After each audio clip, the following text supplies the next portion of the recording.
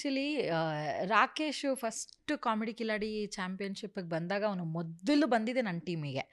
ಎಲ್ಲರಿಗೂ ಡಿಸ್ಟ್ರಿಬ್ಯೂಟ್ ಆಗೋದ್ರು ಕೊನೆಯಲ್ಲಿ ಉಳಿದಿದ್ದ ಅವನು ಒಬ್ಬ, ಅವನನ್ನ ನಮ್ಮ ಟೀಮಿಗೆ ಕೊಟ್ಟರು ಅವರು. ಅವ್ನು ಲಿಟ್ರಲಿ ನನಗೆ ಅವನನ್ನು ನೋಡಬೇಕಾದ್ರೆ ಒಂದು ಗಿಡ್ಡಕ್ಕೆ ಒಂದು ಮುದ್ದೆ ನೋಡ್ದಂಗೆ ಆಗೋದು ಒಂಥರ.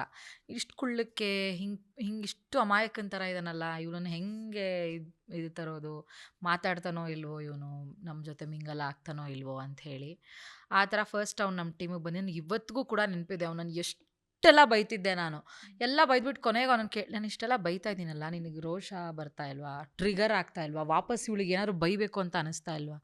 ಇಲ್ಲ, ಅದು ನೀವು ನಾನು ಒಳ್ಳೇದಕ್ಕೆ ಬೈಯೋದಲ್ವಾ ಅಂತ. ಹಾಗಲ್ಲ ಕಣೋ, ನಿನಗೇನು ಫೀಲಿಂಗ್ಸ್ ಇದೆ ಅದು ನೀನು ಹೊರಗೆ ಹಾಕಬೇಕು, ಆವಾಗಲೇ ನಮಗೇನಾದರೂ ಆ್ಯಕ್ಟಿಂಗ್ ಬಗ್ಗೆ ಹೇಳೋದಕ್ಕೆ ಕಂಫರ್ಟಬಲ್ ಆಗುತ್ತೆ ಅಂತ ಹೀಗೆಲ್ಲ ಮಾತಾಡ್ತಿದ್ವಿ. ಬರ್ತಾ ಅವ್ನಿಗೆ ಒಂದು ಕಂಫರ್ಟ್ ಝೋನ್ ಕೊಡ್ತಾ ಅವನೇ ಅರ್ಥಕೊಳ್ತಾ ಹೋದ. ಲೈಕ್ ಓಕೆ, ನಾನು ಈ ಥರ ಮಾಡ್ತೀನಿ, ಅದು ಸರಿನಾ ಇಲ್ವಾ ನೋಡಿ, ಹಾಗೆ ಹಿಂಗೆ ಅಂತೆಲ್ಲ ಹೋಗ್ತಾ